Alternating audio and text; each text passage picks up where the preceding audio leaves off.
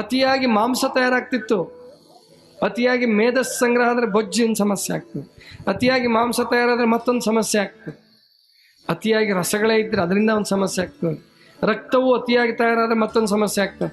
ಸಮವಾಗಿರಬೇಕು. ಸಮದೋಷ ಸಮಾಗ್ನಿಶ್ಚ ಸಮಧಾತು ಮಲಕ್ರಿಯಾ. ಮಲಕ್ರಿಯೆಗಳು ಸರಿಯಾಗಿ ನಡಿಬೇಕು.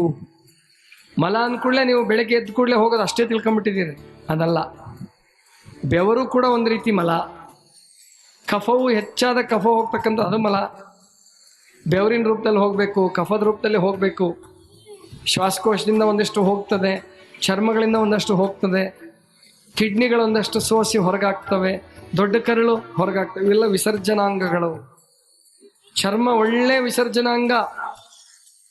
ದಿವಸ ನೀವು ವ್ಯಾಯಾಮ ಯೋಗಾಸನ ಮಾಡ್ತಾ ಬನ್ನಿ, ಎಷ್ಟು ಖುಷಿಯಾಗಿರ್ತೀರಿ ನೋಡಿ. ಬೆವರಿನ ರೂಪದಲ್ಲಿ ಹೊರಗೆ ಹೋಗ್ತಾ ಇದ್ರೆ ಖುಷಿಯಾಗಿರ್ತೀರಿ. ಚರ್ಮ ಏನೋ ಅಂದರೆ ಇವೆಲ್ಲ ವಿಸರ್ಜನಾಂಗಗಳು, ಇವೆಲ್ಲದರಿಂದ ಹೋಗ್ಬೇಕು.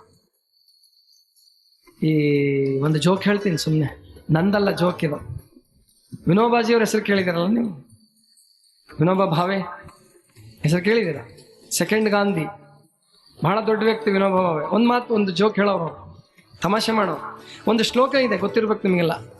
ಕರಾಗ್ರೆ ವಸತೆ ಲಕ್ಷ್ಮಿ. ಸಾರಿ, ಹೌದಾ? ಲಕ್ಷ್ಮಿ ತಾನೆ. ಈಗ ನಮಗೆ ಲಕ್ಷ್ಮೀ ಸರಸ್ವತಿ ಪಾರ್ವತಿಯಲ್ಲಿ ಕನ್ಫ್ಯೂಷನ್ ಜಾಸ್ತಿ ನಮಗೆ. ಕರಾಗ್ರೆ ವಸತೆ ಲಕ್ಷ್ಮಿ, ಕರಮಧ್ಯೆ ಸರಸ್ವತಿ, ಕರಮೂಲೆ ಸ್ಥಿತೌ ಗೌರಿ, ಪ್ರಭಾತೆ ಕರದರ್ಶನಂ.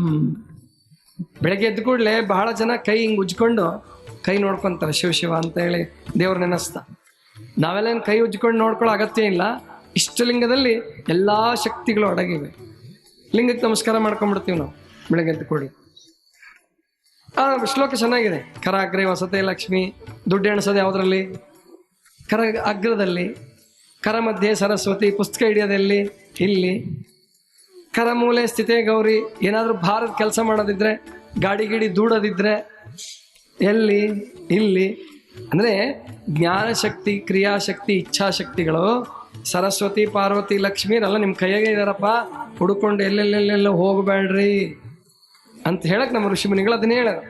ಇದನ್ನ ಏನಂತಿದ್ರು ಅಂದರೆ ಪ್ರಭಾತೆ ಕರದರ್ಶನಂ ಇದೆಯಲ್ಲ, ವಿನೋಬಾಜಿಯವ್ರು ಏನು ಹೇಳ್ತಿದ್ರು ಅಂದರೆ ಪ್ರಭಾತೆ ಮಲದರ್ಶನಂ ಅಂತಿದ್ರು.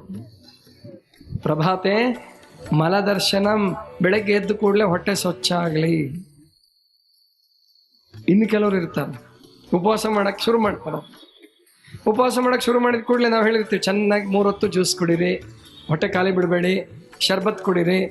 ಶರ್ಬತ್ ಅಂದ್ರೆ ಮತ್ತು ನಿಮ್ಮ ಸಕ್ಕರೆ ಉಪ್ಪಿನ ಶರ್ಬತ್ ಅಲ್ಲ, ಜೇನುತುಪ್ಪ ನೀರು ನಿಂಬೆ ಹಣ್ಣು ಕುಡೀರಿ ಅಂತ ಹೇಳಿರ್ತೀವಿ. ಚೆನ್ನಾಗಿ ಕುಡಿತಿರ್ತಾರೆ, ನೀರು ಕುಡಿತಿರ್ತಾರೆ. ಫೋನ್ ಮಾಡ್ತಾರೆ ಅವರು, ಗುರುಗಳೇ ವಿಪರೀತ ಭೇದಿ ಆಗ್ತಾ ಇದೆ. ಎಷ್ಟು ಸಾರಿ ಆಗಿದೆ? 3 ಸಾರಿ ಆಗಿದೆ. 3 ಸಾರಿ ಭೇದಿ ಆದ್ರೆ ಬಹಳ ಅಂತದು. ಅದೇ ವಿಚಿತ್ರ ಅನ್ಸು. ನೀವು ಉಪವಾಸ ಇದ್ದಾಗ 3 ಸಾರಿ ಬಿಟ್ಟು 4 ಸಾರಿ ಬಿಟ್ಟು 5 ಸಾರಿ ಆಗಲಿ ಯೋಚನೆ ಮಾಡಬೇಡಿ. ಅದೇ ಯಾರೊಬ್ರು ಕೂಡ ಗುರುಗಳ ಇವತ್ತು ನಾನು 4 ಸಾರಿ ಉಂಡುಬಿಟ್ಟೆ ಅಂತ ಯಾರು ಅನ್ನಲ್ಲ ಅಂತಾರೆ.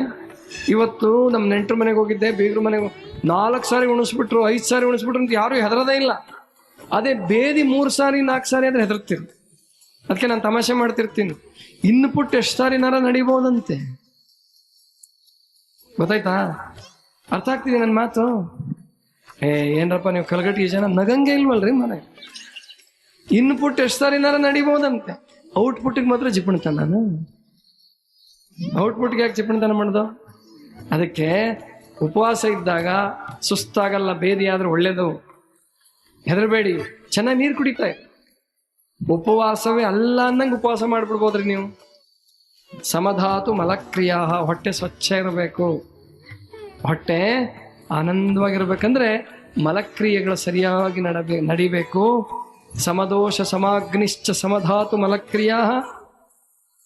ಪ್ರಸನ್ನ ಆತ್ಮೇಂದ್ರಿಯ ಮನಃ. ಪ್ರಸನ್ನವಾದ ಆತ್ಮ, ಪ್ರಸನ್ನವಾದ ಇಂದ್ರಿಯಗಳು, ಪ್ರಸನ್ನವಾದ ಮನಸ್ಸು ಇದ್ರೆ ಅವನೇ ಸಂಪೂರ್ಣ ಆರೋಗ್ಯವಂತ. ಅವನೇ ಸಂಪೂರ್ಣ ಆರೋಗ್ಯವಂತ. ಆದ್ರಿಂದ ಇಂತಹ ಆರೋಗ್ಯವಂತರಾಗಬೇಕಾದ್ರೆ ನಮ್ಮ ಶರೀರವನ್ನು ಚೆನ್ನಾಗಿಟ್ಕೋಬೇಕು. ಶರೀರ ಮಾಧ್ಯಮ ಖಲು ಧರ್ಮ ಸಾಧನಂ. ಧರ್ಮ ಸಾಧನೆಗೆ ಅಷ್ಟೇ ಅಲ್ಲ, ನೀವು ಏನೇ ಕೆಲಸ ಮಾಡ್ರಿ, ಅಧಿಕಾರಿ ಆಗ್ರಿ, ಹಣಗಳಸರಿ, ಶ್ರೀಮಂತರಾಗ್ರಿ, ಬಡವರಾಗ್ರಿ, ಎಲ್ಲದಕ್ಕೂ ಬೇಕಾಗಿರೋದು ಮೊದಲನೇ ಸ್ಥಾನ ಇರೋದು ಶರೀರಕ್ಕೆ.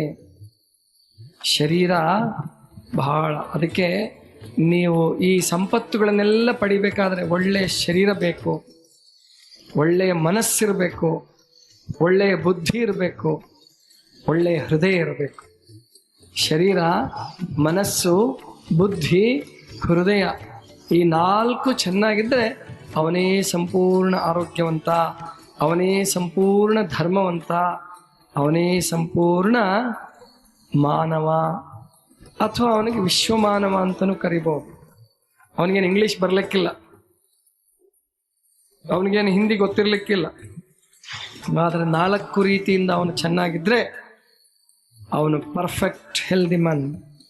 ಅವನೊಬ್ಬ ಹ್ಯೂಮನ್ ಬೀಯಿಂಗ್. ಯಾವ ಹ್ಯೂಮನ್? Universe human being. ವಿಶ್ವ ಮಾನವನಾಗಿ ಬದುಕಬಹುದು ನೀವೆಲ್ಲರೂ. ಆವಾಗ ಅವನಿಗೆ ಜಾತಿ ಇಲ್ಲ, ಕುಲ ಇಲ್ಲ, ಗೋತ್ರ ಇಲ್ಲ, ಏನಿಲ್ಲ. ಅವನ ಕುಲ ದೈವಿ ಕುಲ, ಅವನ ಜಾತಿ ಮಾನವ ಜಾತಿ, ಅವನ ಬದುಕು ದೈವಿ ಬದುಕು, ಡಿವೈನ್ ಲೈಫ್. ಅದೇ ಶರಣ ಜೀವನ, ಅದೇ ಶರಣ ಜೀವನ. ಅದನ್ನ ಮಾಡೋದು ನಮ್ಮ ನಿಮ್ಮೆಲ್ಲರ ಗುರಿ.